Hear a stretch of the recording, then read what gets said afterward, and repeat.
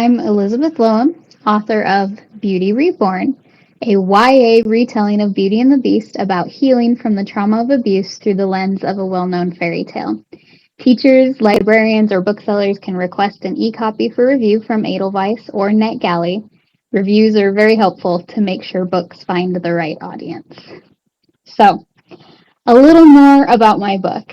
Fantasy and reality collide in this dark fairy tale about a young woman's heroic quest to save herself. The story implies sexual assault, but the incident is not explicitly described, and the focus is on the healing journey and the theme of learning to trust again after betrayal. The story emphasizes that the road to empowerment is an ongoing journey, not a simple happily ever after. In the end, it is a story of hope and rebirth.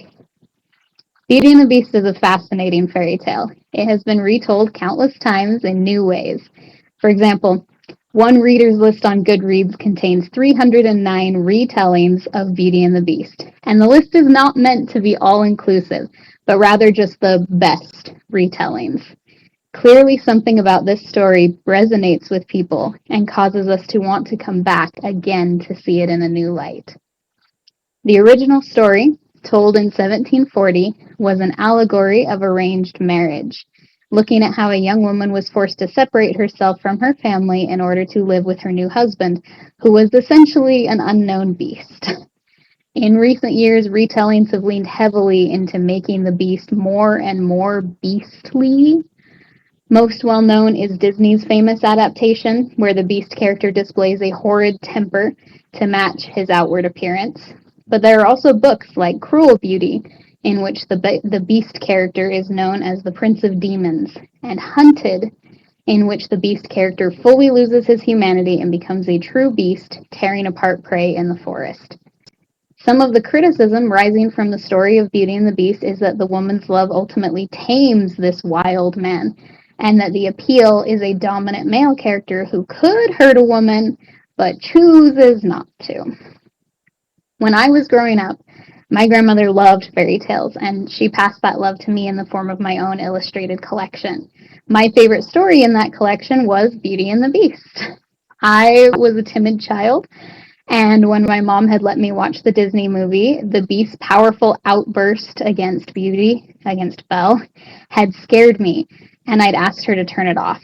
But when I read the story in my grandma's book, an abridgment of that original fairy tale, I found a very different beast.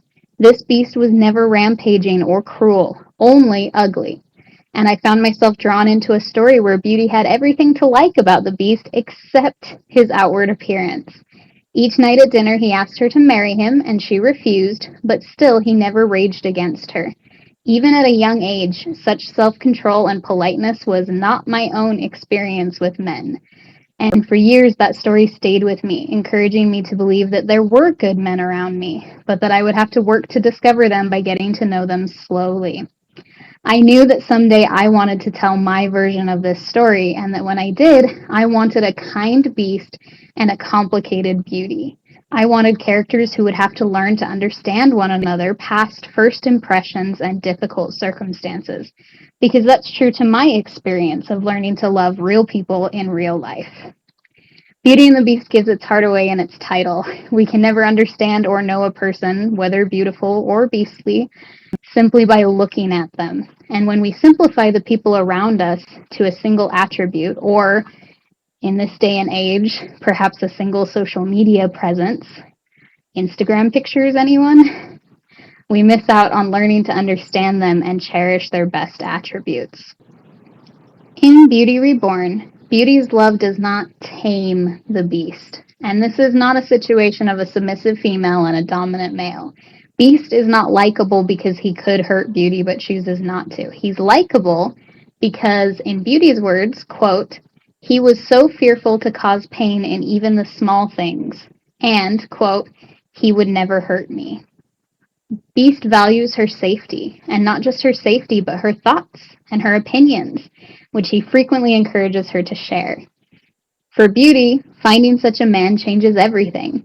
She is recovering from the trauma of an abusive ex, Stefan, and when her father stumbles upon an enchanted castle in the woods with its monstrous beast, Beauty takes her father's place in the castle willingly because no beast in the woods could be worse than the beast of a man she's already faced.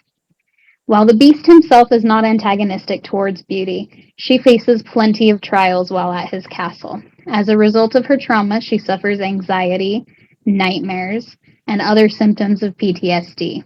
In an effort to close herself off from the hurt, she lets herself believe that all men are greedy and selfish, just as Stefan was. But the beast himself contradicts that false reality, and the kinder he is, the more the truth taunts Beauty, the painful truth that people are complicated. She thinks to herself, quote, if I could pretend Stefan's failings were shared by all, I could keep all at arm's length. But if they insisted on being human, on being complicated, I would have to pick through the pieces carefully, see the intentional harm when I didn't understand it, try to find where the cracks had begun, wonder if I should have noticed them sooner. I would pick through the tray of glass fragments until every piece was slick with blood, and I could no longer see the edges, and I was no closer to understanding, and all I felt was pain. Close quote. Beauty's struggles are shared by many of us. When we are hurt or betrayed, it is tempting to wish that we could group other people into easy categories, friendly or unkind, toxic or trustworthy, with just a glance. At one point, Beauty wishes people could carry a pennant over their heads, announcing them as good or evil, and I know I have fallen prey to that same wishful thinking before. It would be nice, wouldn't it? But it isn't real. For teenage girls reading Beauty's story, they may recognize themselves. Perhaps they, like her, have been attracted to a handsome boy and let his attention distract them from acknowledging the darker sides of his personality. Perhaps they, like her, have been tempted to distance themselves from family members because of one fight or unkind word, forgetting the deeper care that connects them. If so, perhaps they, like her, can find the inner strength to trust anew after betrayal, the courage to initiate hard conversations, and the perseverance to draw strength from friends and family rather than cutting themselves off. Beauty is tempted many times in the book to make a wish to a fairy. The thought of magically solving all her problems is enticing, and is exactly the mistake the beast made to land himself a prisoner to an enchanted castle. But in the end, Beauty realizes that magic is not the answer. Only her own actions can direct the course of her life. She says, quote, the castle was packed to the rafters with magic. Since arriving, I had been submerged daily, from books that shelved themselves to the ever-blooming gardens.